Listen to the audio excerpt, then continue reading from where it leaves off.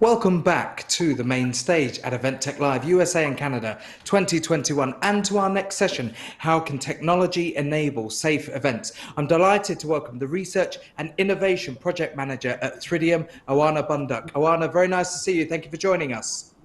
Thank you so much for having us. We're delighted to have you here. I know that you've got two other colleagues who are going to be joining you on this session, so I shall hand over to you to introduce them. Have a successful session, and I'll see you a little bit later on for some questions from the audience. Thank you so much. With me, I have my colleague Dimitris Zakoulis, the head of technology, and Dimitris Vassiliadis, head of the business development. So, hello everyone. Thank you for checking this event. We hope that with this, with the support of this session, both the organizing and the public authority will have the a refresh, let's say, understanding to allow them to plan events and to operate venues so that all visitors and employees will have a safe and enjoyable experience. We have put together our own experience in the field, along with the most recent developments in technology, to demonstrate how mainstream technology can help deliver safe experiences. Before we dive in, a few words about us. We are Thridium, a technology company out of London, with office in Athens, Greece, and Cyprus. So we have been around as a system integrator for more than 70 years now, serving the digital transformation needs and various sectors from retail to healthcare, and from accounting to critical infrastructure protection. So for the last few years, our product development efforts have focused on technologies that can make events and venues safer for the citizens. We are now focusing on the football stadium and arenas, and we work towards expanding the reach of our technology to other public interests. I already mentioned our host for this presentation. I will go further with our agenda. We are going to discuss about safety at events and large venues. What did we learn the past 18 months? And how can technology help? We are going to have also a Q&A session. So please add your questions during the presentation and we will be back with an answer. I'm going to turn it to you, Dimitris Vassiliadis, to discuss the first topic of today. Thanks, Anna. Thank you everybody for being with us today. Well, actually, tonight as we're broadcasting to everybody from Europe, so it's quite late on our part of the pond. In any case, we're very excited to be here. So today we're talking about the case of safety in events and venues. And we understand that events are complex activities that require knowledge and good planning. And it is important that the planning for safety, health, and security, they form a key part of the overall planning of any event or the operation of any venue. So this planning must begin simultaneously with all other planning that we have in mind. Safety planning and safety work must be guided with the following keywords. Number one is anticipation, thinking ahead about what can happen and the possible consequences. The readiness to act, so that the key staff we employ possess accurate information, skills, and resources in order to complete their tasks. And last but not least, fail-safe mechanisms, so that the entire organization functions even when unforeseen incidents occur. The goal of safety work in events and venues is to ensure the safety, security, and comfort of the crowd. This is the foundation of an overall good event experience.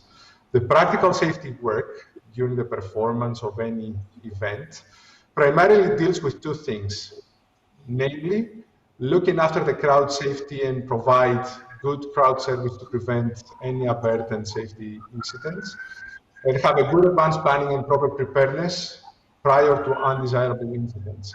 The main task of the safety staff is to provide the crowd with a safe, secure experience. And it means that they must work preemptively, be observant, and prepare to act if something undesirable happens. One of the biggest preventative factors is creating a good atmosphere among the visitors through information sharing, service, and pleasant treatment. This contributes greatly to a safe event.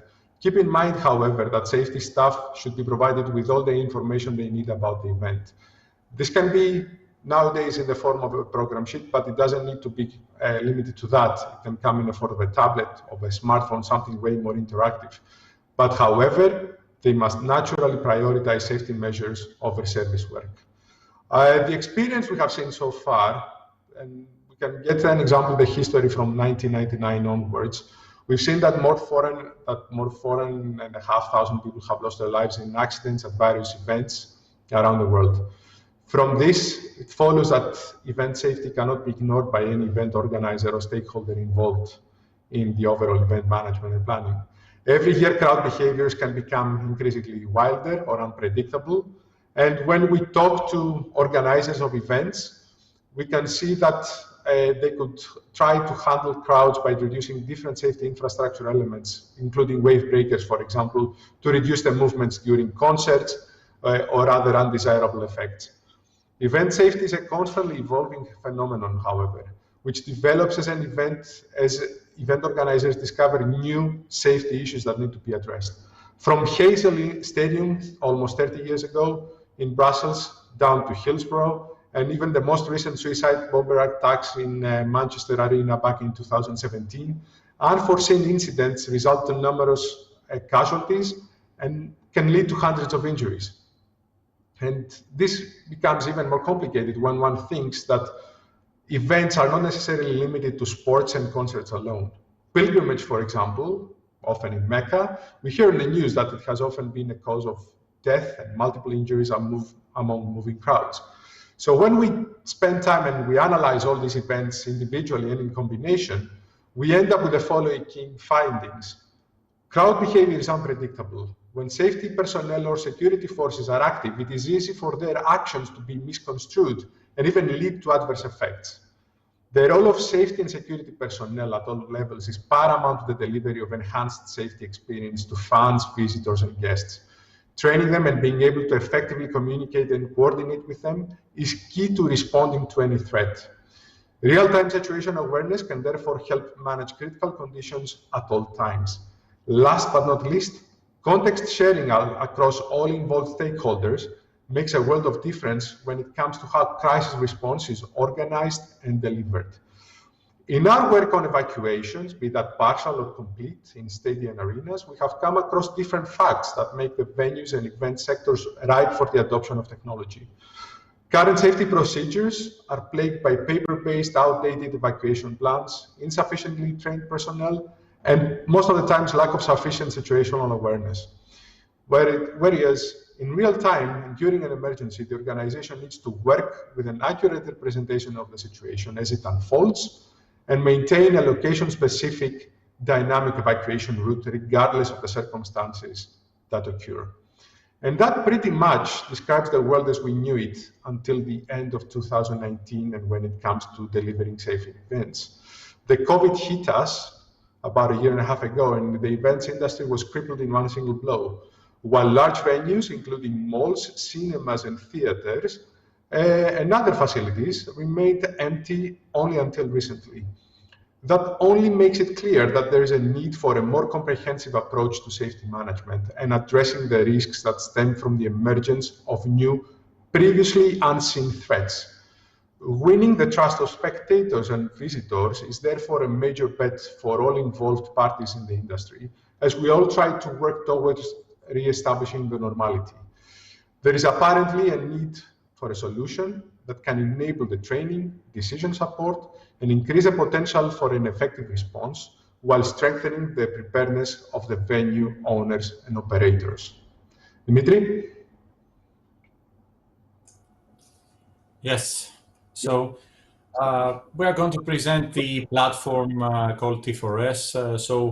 The platform aims to facilitate the venue operator to be in total control of any situation related to safety. It offers safety functionalities tightly integrated within specific processes already in place. Also within the complete, let's say, spectator user journey on the day of the event. That's why on the right-hand side, you see a case of a mobile app that would potentially be used to facilitate convenience, but it will now include safety-related aspects. It also offers both real-time and planning functionality. So not only will it address the case of incidents occurring in real time and all the resources and the necessary, let's say, mobilization required to address these incidents, but it also allows planning ahead and, testing things and challenges that may not be easily responded to. So the platform may be used to prepare and test response to incidents in a realistic situation well in advance by not adequately trained personnel, which now have the opportunity to test them. Let's proceed to the next one. Great. So we start by breaking down the functionalities of the platform as we see it in four major, let's say, notional groups. First is sensing related functionalities. So we need to have technologies in place that will help us understand the dynamic nature of an incident. Systems exist in place to collect information about an incident or will need to be installed in order to collect this information. Such systems include, in our case, Wi-Fi scanners. So Wi-Fi scanning used to calculate the number of people in the affected event area by monitoring a total number of MAC IDs of the smartphone, so the network addresses of the smartphones. We can also take advantage of Bluetooth beacons, which we install at strategic positions, we will explain later on, in order to know the position of a smartphone once the smartphone application is switched on. So detecting the location of a person and then knowing if this person is affected by the incident, what is his or her location. Turnstiles and other access control mechanisms are used to calculate the total number of people entering the stadium at a specific gate. When I say the stadium, please also consider other types of venues, but the stadium presents all the major challenges for a large venue. That's why we are focusing in some places on this specific facility. Physical sensors may be installed to indicate critical parameters of the environment, like luminosity, because you cannot send people moving around in dark areas. They have to be well lit for reasons of safety. Temperature, also presence of toxic gases or smoke. Also, the steward application is another type of sensing component because as it is used by stewards, this application allows the team leaders, actually, of the stewards, to indicate easily that an incident has happened and that the control room needs to be aware of this incident, especially in case that we don't have CCTV coverage at the area where the incident took place. But the platform can also connect to systems already installed. Let's remain in the previous slide, sorry. So already installed in the facility. So everything that is already there and can be used to increase our awareness of the environment will be used. Let's say that the platform builds on a scalable IoT engine, so it's designed for security. It is taking into advantage ease of upgrades and maintenance. Looking at the top right-hand side, calculate, what we need to calculate is, among other things, the best way that a spectator should move from a location A to location B. So starting from spectator guidance on the left-hand side of this spectrum of options for calculating. So we need to guide the spectator without him or her running into another crowd and thus maintaining, for example, social distance or avoiding obstructions. Also to calculate the nearest, so unobstructed evacuation route and update information displayed in the different system output components that I will say later on. To calculate the time required to evacuate from every different stadium segment. Also to count the people in an area, which is an obvious need in order to know how to evacuate these people. And finally, the sensor alerts that are calculated based on sensor readings. So this calculation type of functionality is performed using advanced in-memory complex event processing techniques that promise high performance. Going bottom left, the guide. So that's another thing that, another type of functionalities that we deliver using the platform. So how we can inform and guide spectators away from harm, spectators or visitors alike for any type of venue. This is possible by connecting dynamic exit signs.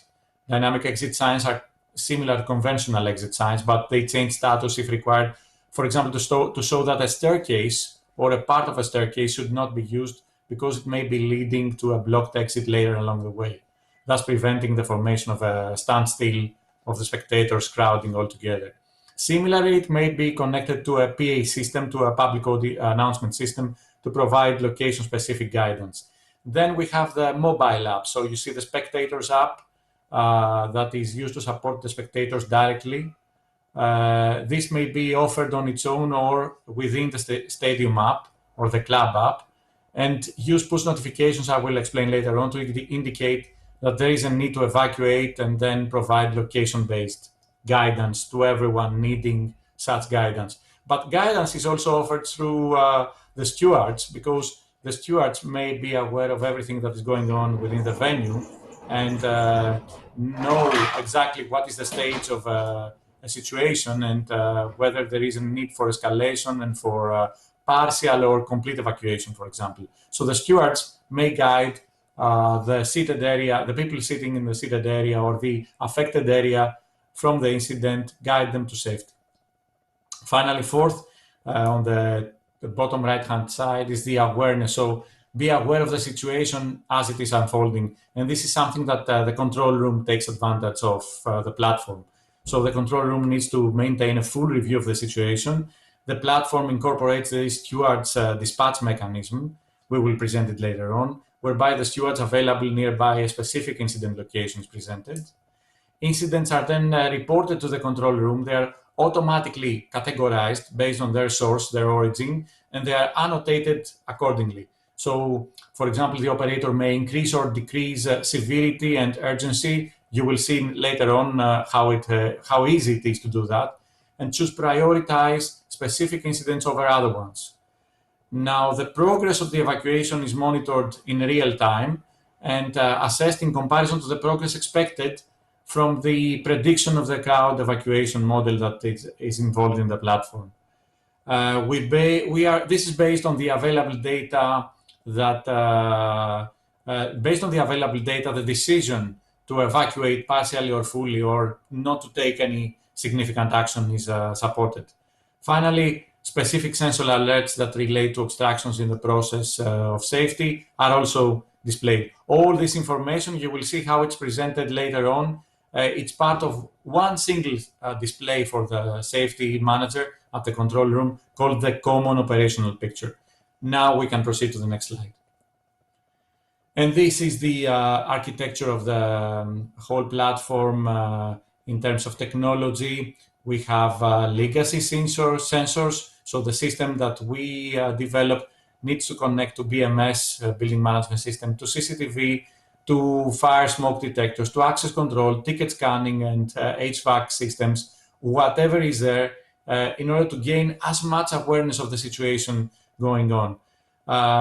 We will install Bluetooth beacons. Those are low-cost devices, easy to attach, battery operated. They have an autonomy of potentially 1 year, depending on the use. And they will give the opportunity for a smartphone to detect each position relevant to these transmitters, to these transceivers actually, in order to understand their location when there is no other location possibility due to the absence of GPS. We have active signs, as I explained before, that show how people should move away from a specific area. We have the case of resilient Wi-Fi infrastructure because, in some cases, the stadiums don't have, let's say, 5G that is coming, which is a very good alternative for communication, for reliable communication at the tens of thousands of spectators and visitors expected at a large crowded facility. And finally, the Wi-Fi scanner.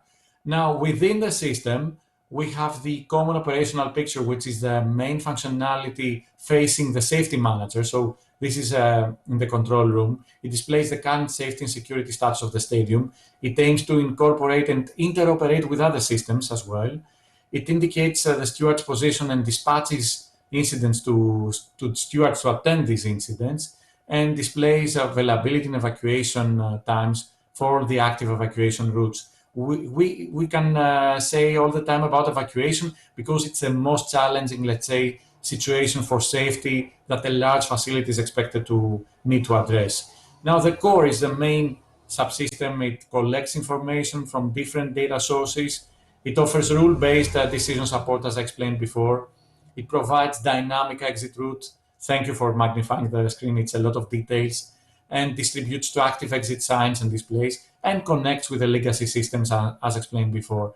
Now, the mobile platform supports two different functionalities. One is for stewards and one is for spectators. So using the app, the steward receives alerts, is notified of incidents, gets dispatched to attend the incidents, creates a new incident ticket. So things can originate from the steward or can terminate at the steward's point, and then you will see the progress of the steward attending this incident.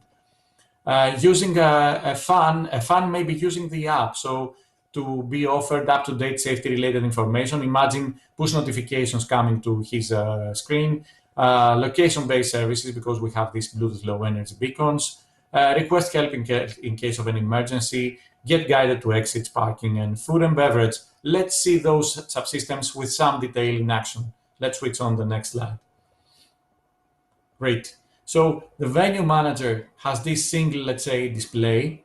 Now, we try that everything is not so complex for the safety manager to address in one display everything. You can imagine having all the unattended incidents on the left-hand side of the screen that you will see, and then assign them to stewards or team leaders, actually, from the bottom center type of the part of the screen, from those available stewards, and then those incidents are monitored in terms of their progress. So you can imagine that after this incident is assigned, this person will go and attend the incident, might need to have some help or cannot attend this incident, and this incident is reallocated to another safety officer.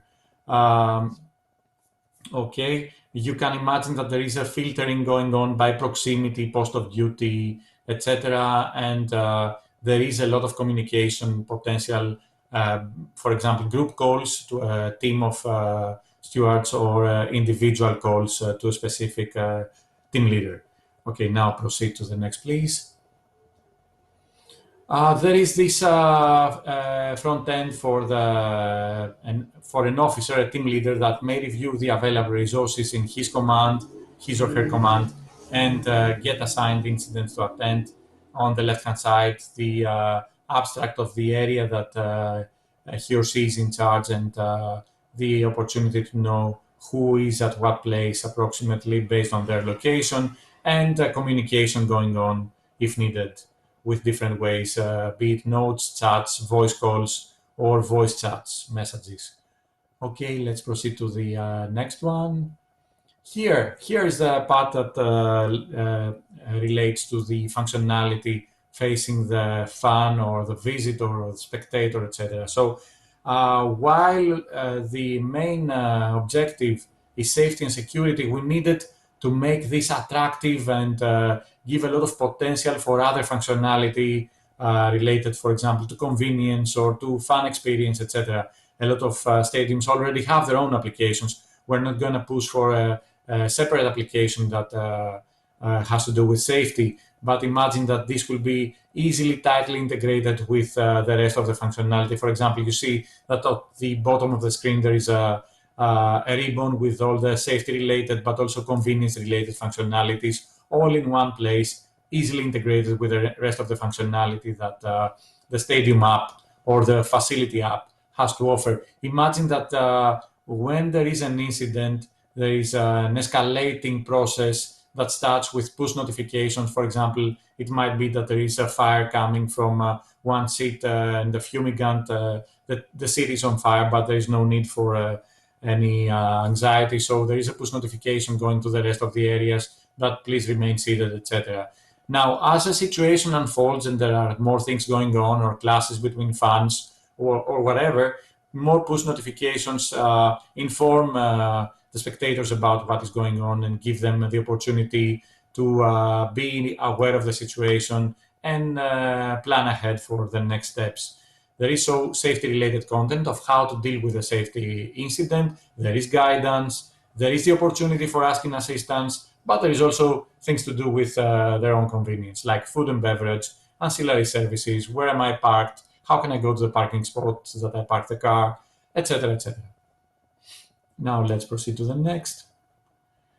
As I said, the evacuation is, let's say, the most challenging situation the venue may be called to address. So a lot of features that have to do with evacuation being the primary challenge for a safety-related system. Some I mentioned already, the opportunity to provide location-based dynamic evacuation route to the people, engage with evacuees in real time if there is a situation. Active exit signs, top, you will see the sign there, but it's an active sign, so it's changing according to the needs. Point-to-point guidance and continuous assessment and adaptive scenarios. You can simulate another exit option on the front end of the security manager. So this is a lot of things that you can plan ahead, also in real time. Let's proceed to the next slide because I'm running out of time, I think. Social distancing is the latest addition to the platform. What we aim to do is have some components that would calculate the distance, and if the proximity between fans is less than the regulated 2 meters mandated minimum distance, then there is a way to collect these breaches and make a log and make it sure that nothing goes wrong in terms of having people breaching this distance. We try to do the zero queue approach. We try to manage the ways that people leave their seats so they don't run into congestion with other crowds, detect and log social distancing breaches, and try to do this in a GDPR compliant way. I think that's it with the social distancing, which is the new twist of the system. And I leave the floor to Dimitris Vasiliadis again to continue. Okay, thank you. Thank you so much, Dimitris. Thank you, everyone. So wrapping up, technology can deliver what on this new promise, let's say, a promise extended to the citizens and also professionals. Technology platform that can be comprehensive enough to address all the safety and security needs of a venue and events is possible given the current state of the art. So this can help centralize the view of all necessary information while helping these coordinate seamlessly and effectively before, during, and after the event. If anything, the platform that can easily adapt to a new regulation and recommendations, emerging standards that are mandatory by the experts across the globe, will enable safer events and will allow citizens to partake them with a renewed perception of safety. So closing off, we would like to leave you with some key takeaways that we consider important in the adoption of technology for safer events. So technology can make a difference, but it's not a standalone, let's say, remedy to all problems. It can help transform safety and security from the reactive activity to more proactive operations, capable for future proofing to broader scope of events and venue operations. Any technology adopted must have the fun, the visitors, the spectators as its center to succeed. It must be comprehensive, both in features and as far as embedded best practice are concerned. So this will help the events and venues to seamlessly adjust to new regulation. And all this is done to provide an enhanced perception of security at all times. We are great here to have you and to share all of this with you all. We are happy to take questions and discuss your views on how technology can enable safer events. And if you need more information and you would like to discuss with us, please, you can find us at the email showed now. I'm trying to see the questions that we have along. So one question is like, what tools do you use to calculate social distancing in floor plans, including the speaker and stage? So Dimitris, if you can In the help events us with. that we are dealing with, it's mostly stadiums, so we are using proximity sensing devices. So in order to monitor the breaches, we have a workflow that starts at the point of entry. A proximity device is delivered, it's preset. We can accommodate for a family bubble or social bubble with numerous devices, not calculating breaches among them. And then the device is returned back at the point of exit in order to be recharged and delivered for the next venue. So we do use proximity badges as the best reliable case for proximity measurement. And we have done a lot of tests and are pretty much satisfied with the results. Great. Another question was like, do you think keeping 3 feet apart will be the new norm? Dimitris Vasiliadis would like to. Well, it's hard to say what the new norm is going to be, really, right, guys? I mean, we know that there are many different approaches trial and tested at the moment. And the holy grail of everything is getting populations vaccinated to the greatest extent possible. However, it seems that for the foreseeable future, especially when it comes to events where large crowd participation is the norm, the 3 or in some cases the 6 feet separation, physical separation between people will be the norm until we are able to loosen up a bit the measures and to allow greater capacities and larger numbers of people to come back in. Great, thanks. If you have any other questions, feel free to. Hi. Hi guys, thank you very much for your session. Sorry, I couldn't hear you for a second there, but hopefully you can all hear me loud and clear. Yes. Fantastic. Oana, thanks for putting together that session today. And gentlemen, thanks very much for the input. A number of questions that have come in on Glisser that I'd like to turn to straight away. First of all, relating to proximity devices, is there a proximity device that as a company you recommend to your clients? Mostly it's what we tested and offers good and consistent performance in terms of proximity. We use a Teltonica device that we had used even before the social distancing took place at an industrial environment. So now it is tested on these large venues and we've tested it in stadia, different seats and rows. So it's pretty consistent and that's what we use. Mm-hmm. Absolutely.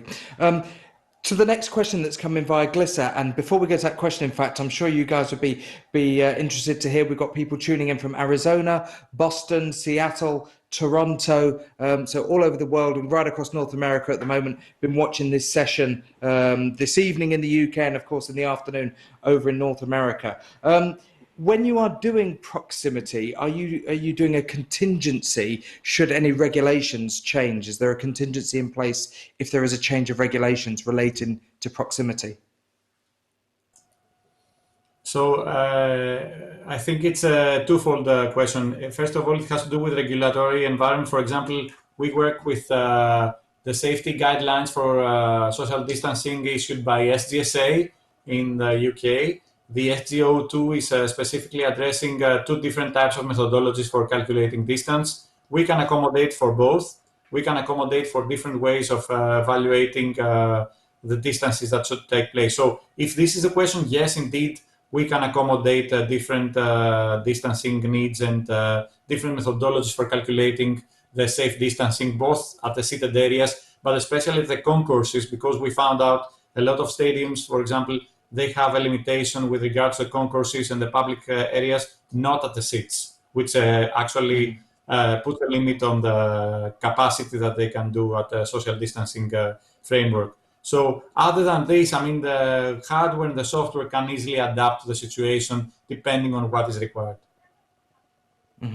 If I could ask as well, and apologies if this is something you covered, I've been moderating one of the other stages for the last few minutes, but do you account for the different behaviours from different crowds for different sporting events? So a football crowd may be different to a rugby crowd, to a cricket crowd and a tennis crowd. Is there a factoring that takes place to identify what the particular type of sporting crowd is and how they may behave slightly differently? Perhaps we didn't do it at such a different, let's say, cultural approach. I mean, it's a different sporting culture in different sports. So let's say that we did different scenarios with how we calculate distance. So we could actually have a one-seat distance, but people are seated, or they are standing, or they are back-to-back, or they are facing up front, or the proximity device is a lanyard, or the proximity device is in the pocket. So we've made a lot of different simulations using different scenarios on these different types of positioning of the device for measuring proximity on the person. So yes, we did that. Two different settings, football stadium and basketball stadium, but we didn't try the rest of the sports. No, thank you. And I suppose you've already touched on this briefly, but in respect to the public areas, somebody has asked specifically how you're handling the public areas. You've mentioned concourses, but perhaps you could expand on that. What we found as the interest from the part of the stadiums is like if they would have any approach for avoiding queues from forming in front of the F&B zone. So you can imagine ordering stuff before the halftime and have them ready or have them delivered or picked up at a box. We've pilot tested 2 or 3 such scenarios just to be sure that we can cover a lot of different alternatives. So yes, more or less, this is the way to deliver it, that we don't have people attending large queues or waiting in line. No, try to make it as lean as possible, and everybody's delivered as soon as they get the food done and everything is ready, right? And is it helping you with the development of the actual stadia and the venues themselves? A lot of high-end stadia have undergone, big changes in the last few years. Has that helped when you've now had to look at the situation that they have when it comes to social distancing, in that the infrastructure within the stadium is far better suited to working in this type of scenario?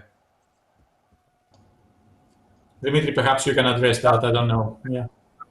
Yeah, so the experience we've had in that domain shows that even stadia that were built probably 20 years ago and might have been considered a bit old school when it comes to infrastructure, they're currently undergoing severe, let's say, modernization projects, with a keen focus being on the aspect of telecommunication and wireless services within their broader area of coverage. And not only to provide for the social distancing aspect, but overall to improve drastically on the fan experience, because the fan experience begins and ends with safety, but in the middle of it, there exist other services that will deliver an amazing experience to the fan and to the spectator. So it is true that currently we see a lot of ripe ground for adoption, simply from the point of view that stadia and large venues in general are investing in acquiring new, better infrastructure and better connections. Absolutely. I'd like to thank the team from Thridium for this session today. We've got loads of comments, guys, that have come in on the event platform saying what an enjoyable and engaging session and a really informative session it's been. So I'd like to thank, on behalf of all of our audience that have been tuning in today, and say thank you to the three of you for delivering the session. And of course, if you would like to continue this discussion with the team from Thridium, please do so via the event platform. Connect with them, interact with them, find out a little bit more about them, because judging by some of the comments and the positive remarks that we've had, there's a lot of people out there who are wanting to maybe explore this a little bit further. So thank you to all three of you for your time, and thanks for being at Event Tech Live today. Thank you Thank so you, much. everybody. Thank you, everyone.